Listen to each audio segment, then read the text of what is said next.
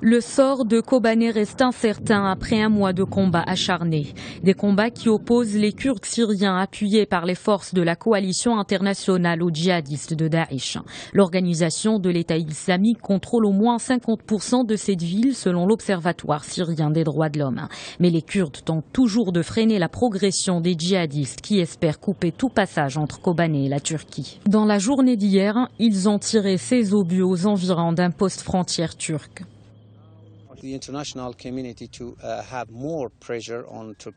La communauté internationale doit mettre plus de pression sur le gouvernement turc pour qu'il ouvre la frontière.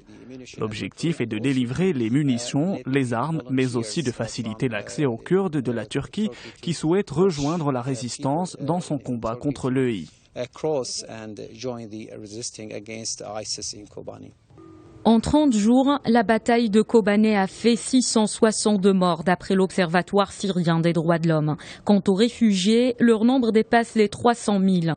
Ils ont fui la zone de combat vers la Turquie et l'Irak depuis le début de l'offensive lancée contre cette ville.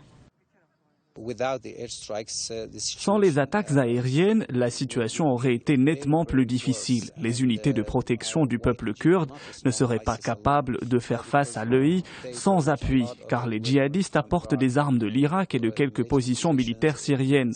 Jusqu'à présent, les zones autour de Kobané leur sont ouvertes.